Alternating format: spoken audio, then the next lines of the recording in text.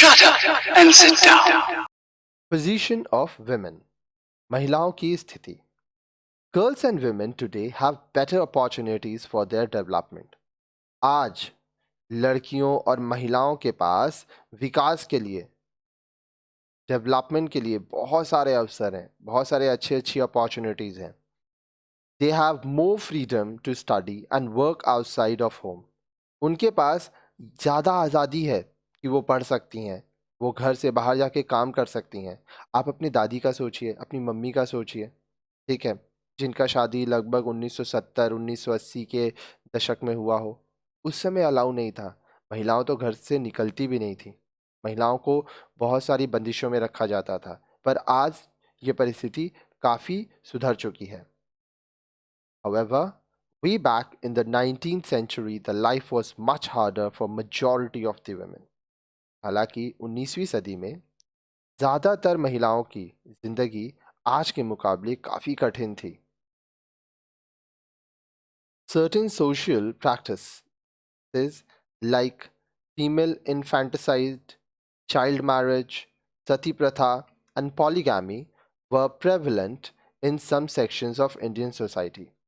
अब देखिए, बहुत सारे सामाजिक कुरीतियाँ थी, प्रथाएं थीं, जैसे बाल विवाह कर देना, भ्रूण हत्या कर देना. जब लड़की पैदा होती थी उसको मार दिया जाता था. सती प्रथा का नियम, सती प्रथा के बारे में भी हम आपको आगे बढ़ाए हैं कि पति के मर जाने के बाद उसकी जो विधवा थी उसको उसके साथ जिंदा जला दिया जाता था. ठीक है. पॉलीगैमी, जिसको हम लोग कहते हैं बहुविवाह, एक से ज़्यादा शादी करना, भारत के एक समाज में कुछ कुछ वर्ग में ये चीज़ें होती थी.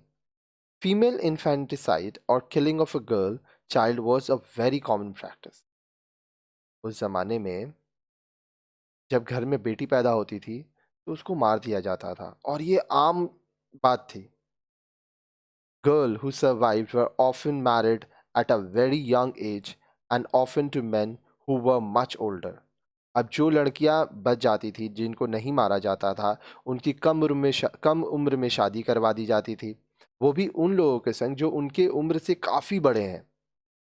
Polygamy, a practice of a man having more than one wife, was an accepted norm among many castes and religion. Polygamy, जहाँ पे एक आदमी का एक से ज़्यादा शादी होता है, ठीक है, वो बहुत सारे जातियों में, धर्मों में एक्सेप्ट किया गया. लेकिन सोचिए महिलाओं की क्या मानसिक स्थिति रहती होगी. In some parts of the country, sati pratha was practiced in which a widowed woman was compelled to burn herself on the funeral pyre of her husband. देश के कुछ कुछ हिस्से में सती प्रथा भी था, जहाँ पर एक विधवा औरत को अपने पति के साथ उसको जिंदा जला के मार दिया जाता था. Those women who could escape the practice of sati had to live a very miserable life.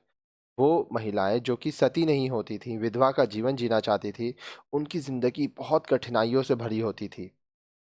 Women had no right to property. घर की जो भी संपत्ति है, माँ बाप का जो भी संपत्ति है, उसमें महिलाओं का कोई अधिकार नहीं होता था. They also had no access to education. महिलाओं को उस समय पढ़ने का भी अधिकार नहीं देता था लोग. Thus, in general, women had a subordinated position in the society. इसलिए उस समय महिलाओं की जो स्थिति थी वो पुरुष पे ही निर्भर थी.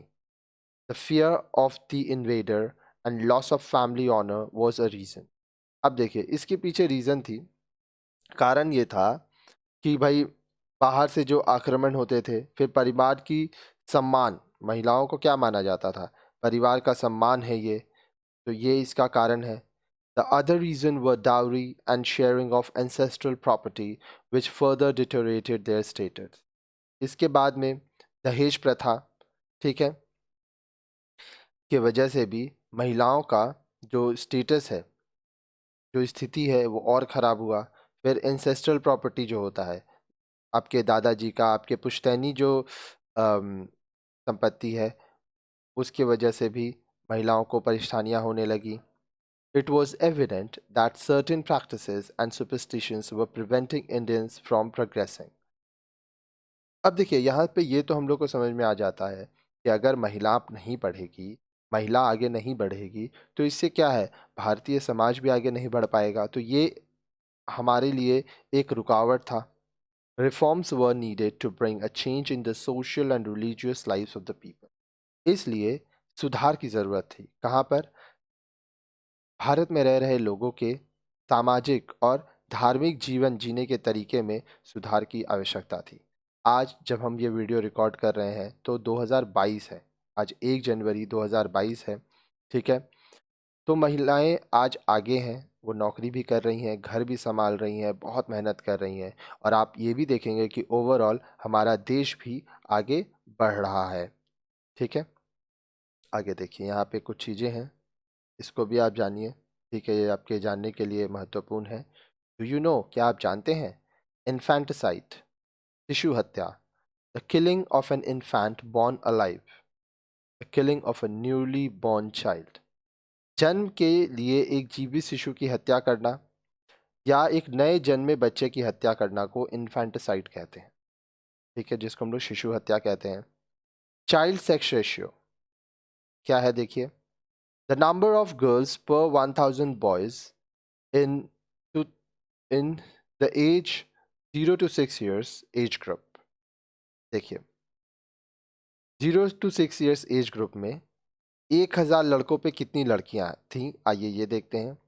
In India, the ratio has shown a sharp decline from 1976 girls to 1000 boys in 1961 to 914 girls to 1000 boys as per the 2011 census.